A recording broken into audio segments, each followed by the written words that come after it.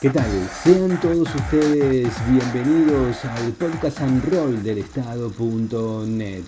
En este caso les traemos un espacio de análisis comprimido de la realidad, pero que invita a la reflexión y al intercambio de ideas, para profundizar en los temas que nos importan, con agenda propia, como un elemento de transformación de nuestra realidad.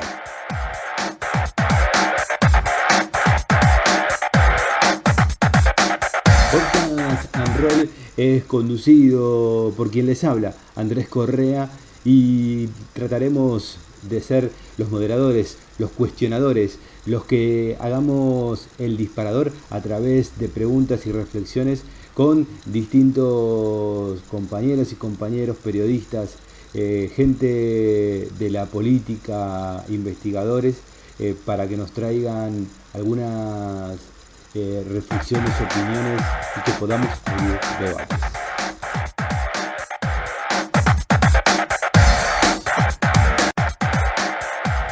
La propuesta está abierta y aquí les dejamos este podcast en roll.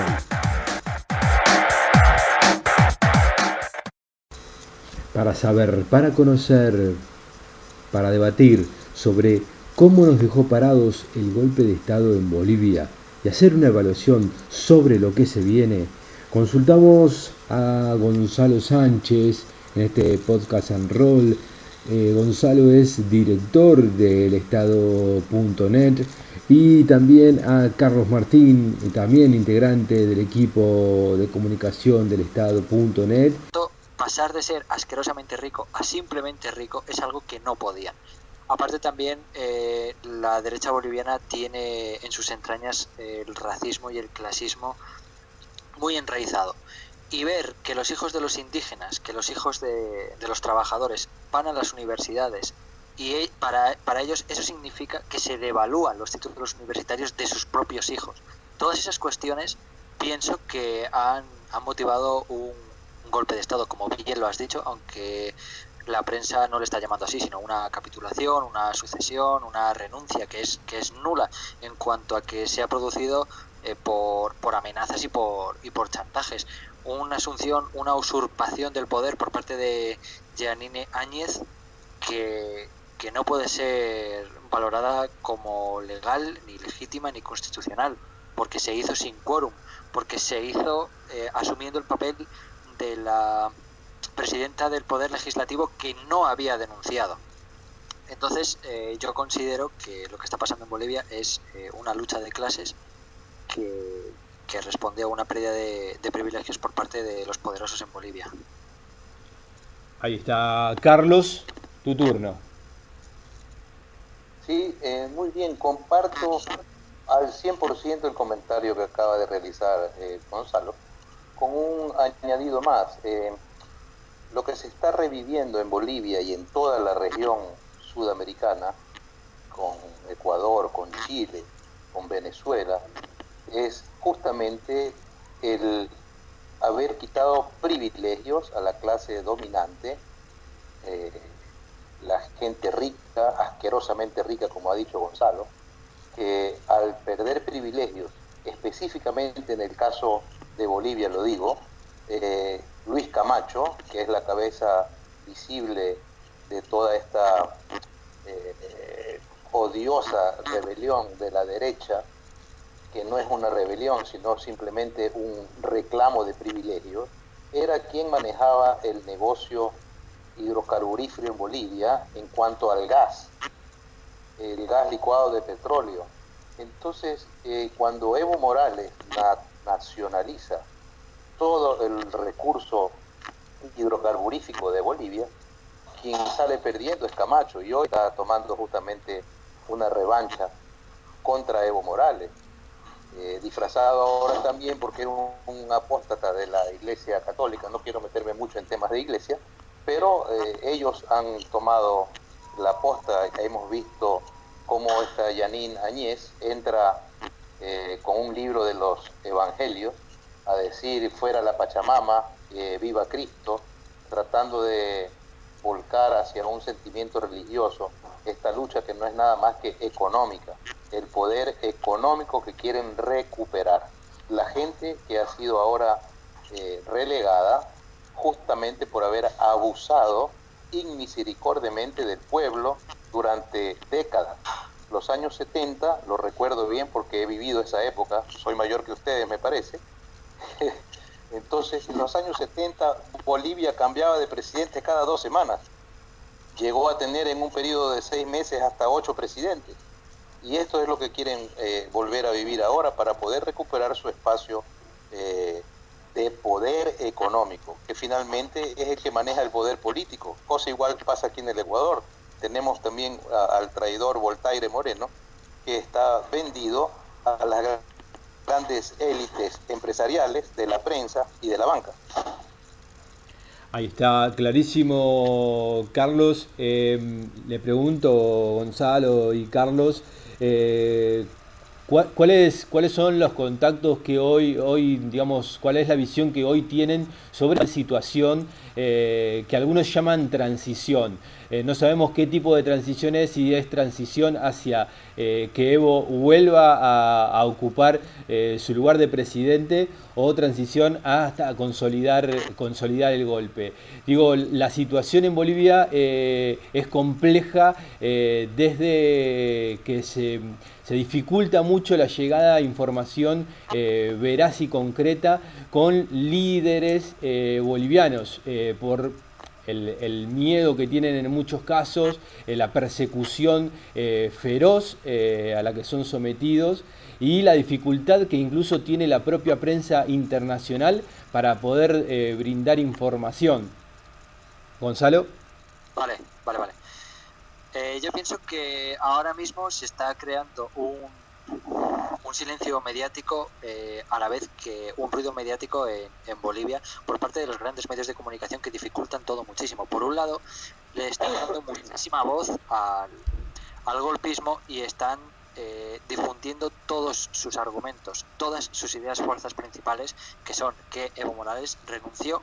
Eso es mucho, le están dando muchísimo ruido mediático, pero a la vez están silenciando que fue una renuncia nula. Están diciendo que Jeanine Áñez quiere pacificar el país, pero no están diciendo que lo que está sucediendo es que está habiendo una represión por parte de las fuerzas públicas de seguridad del Estado brutal.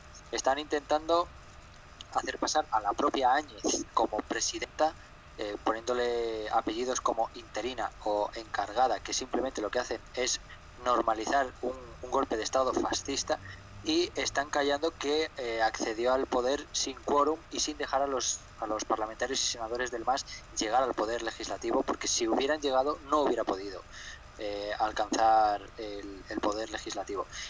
Y también es muy interesante la reflexión que has hecho sobre la imposibilidad o la dificultad de conseguir información. Yo hoy he estado trabajando para el Estado.net en un artículo analizando mediáticamente toda la información sobre Bolivia. Es increíble cómo los grandes medios de comunicación, por ejemplo, señalo directamente a la CNN en español, ha publicado 50 noticias sobre los golpistas con un lenguaje total y absolutamente favorable. Pacificación, democracia, elecciones libres, y luego cuando se trata de Evo Morales utiliza un lenguaje total y absolutamente negativo, que puede ser perpetuación en el poder, deriva dictatorial, régimen autoritario, cobarde. Por lo tanto, yo pienso que es difícil conseguir información de los demócratas bolivianos, porque se ha establecido sobre ellos un silencio mediático que es muy difícil de saltarse. Pero no hay silencio mediático y es muy fácil conseguir información de los golpistas, del fascismo boliviano.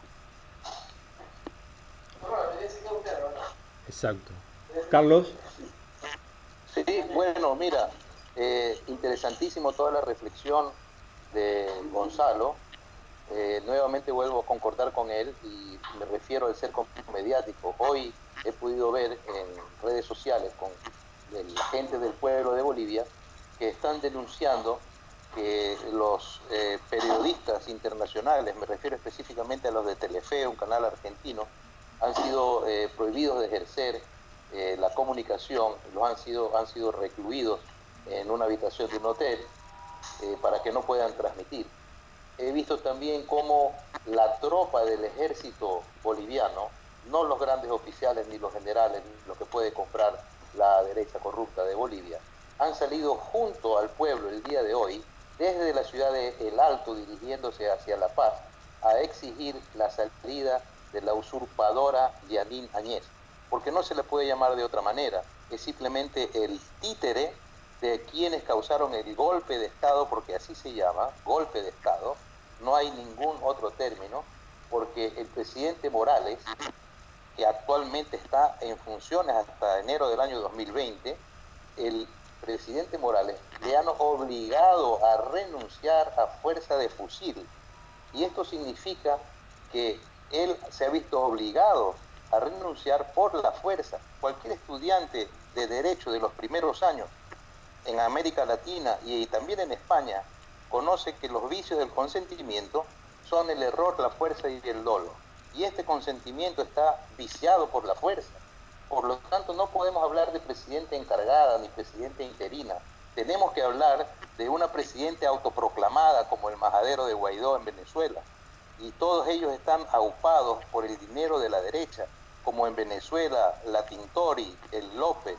Acá es Camacho y el general Calimán, vendido a la CIA, a los poderes de la Secretaría de Estado de los Estados Unidos, a la Escuela de las Américas, donde adoctrinan a los militares latinoamericanos. Es terrible lo que pasa, terrible. Ahí está. Le iba a preguntar, Carlos, para continuar, bueno, el papel de la OEA en este caso, y la necesidad de volver a una organización que tenga los intereses montados sobre las necesidades de nuestro pueblo, ¿no? Digo, recuperar lo que fue UNASUR, CELAC. Digo, eso es una necesidad imperiosa hoy de América del Sur. Por supuesto que sí. La OEA es una organización que hace muchísimos años perdió el norte y perdió el objetivo para el cual fue creada en la posguerra.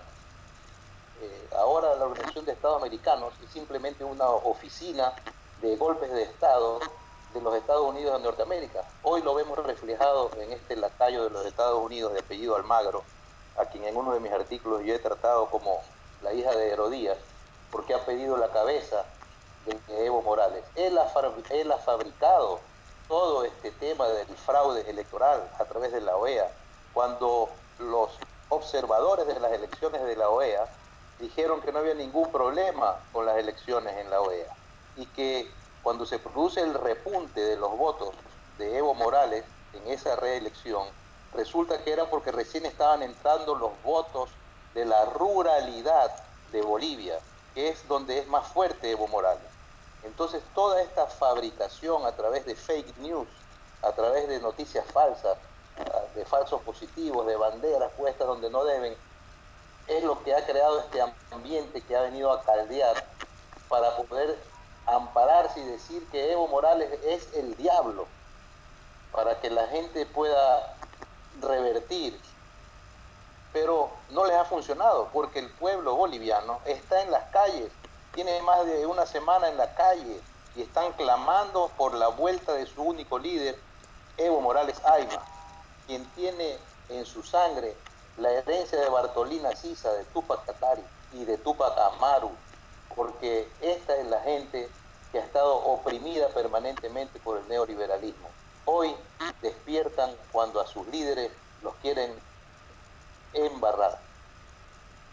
Ahí está. Gonzalo, con respecto al papel de la OEA y la necesidad de construir un bloque regional, ¿sí? a la usanza de lo que fue UNASUR.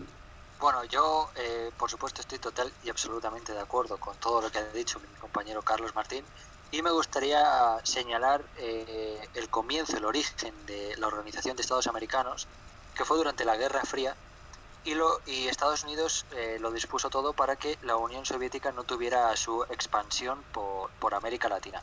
Sabiendo que la OEA es una herramienta del imperialismo, no sorprende que Luis Almagro, que es el secretario de la OEA, se pliegue total y absolutamente a los deseos de los gobiernos turnistas de Estados Unidos, en este caso el del nefasto Donald Trump.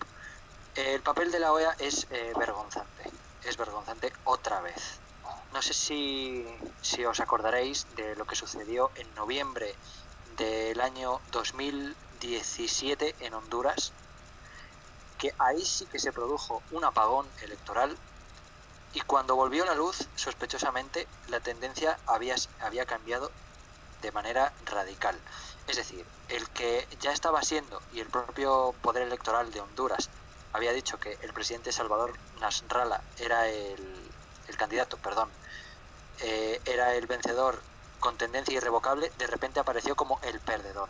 Lo que ha sucedido en Bolivia, como bien ha explicado Carlos, es que el voto rural, evidentemente de difícil acceso, siempre tarda más en llegar. No es cierto que tardase 24 horas, simplemente fue un retraso normal que ha pasado siempre. Y allí Evo Morales tiene muchísimo más apoyo. Estaban en camino cientos de miles de votos, de los cuales Evo Morales creo que más o menos eran unos 850.000, de los cuales Evo Morales solo necesitaba apenas unos 300.000. Y si la media de Bolivia del voto de apoyo a Evo Morales rondaba el 47%, ¿cómo iba a tener menos apoyo en uno de sus bastiones? Estaba claro que iba a ganar las elecciones con esos votos. Y así fue. Cuando llegaron esos votos no cambió la tendencia, simplemente se confirmó. Entonces, todos esos argumentos que utiliza la OEA para apoyar y sustentar el golpe de Estado no son reales, porque no han aportado ninguna prueba. Lo máximo que han podido hacer los expertos electorales es señalar algunos errores que se venden como fraude, pero que ellos mismos dicen que es un porcentaje tan pequeño de 0,0 y un número que ellos quieran decir que no cambia, no varía absolutamente nada. Es un error inapreciable. Entonces, considero que la OEA no está capacitada a día de hoy para ser el foro diplomático principal de América Latina. Y sí, es fundamental recuperar no solo la UNASUR y la CELAC, que cuando la UNASUR era la que llevaba el peso diplomático, se consiguieron muchísimos avances sociales, políticos y culturales. El hecho de que cualquier persona de cualquier país de Sudamérica pudiera ir a otro sin visas, pudiera ir a trabajar sin trabas burocráticas, que todos los gobiernos tuvieran una posición militar conjunta para evitar golpes de Estado, aquello era con muchísima diferencia mucho más democrático de lo que es la OEA, porque se respetaban los gobiernos aunque fueran de diferente signo. Y también me gustaría decir que a mí me encantaría que se recuperase la alternativa bolivariana para las Américas, el ALBA, como un agente dinamizador de la política, para que la izquierda de la región, la que no es, entre comillas, responsable, sino la que es rupturista con el sistema capitalista, pueda volver a tener el liderazgo político de la región. Porque aparte el ALBA también funcionaba sin crear deuda externa a los países. Sigue siendo una organización que, más allá de lo diplomático, penetraba de manera profunda en las economías de los diferentes países, teniendo en cuenta sus potencialidades y sin crear deuda externa, que me parece de lo mejor que se ha hecho en la historia de la humanidad en las últimas décadas. Hasta aquí entonces el espacio de análisis comprimido del podcast and roll del Estado.net sobre la coyuntura actual en Bolivia. Nos acompañaron Gonzalo Sánchez, director del Estado.net, y Carlos Martín, integrante del Estado.net en su sección internacional. El agradecimiento enorme a todos y nos encontraremos en otro podcast and roll del Estado.net.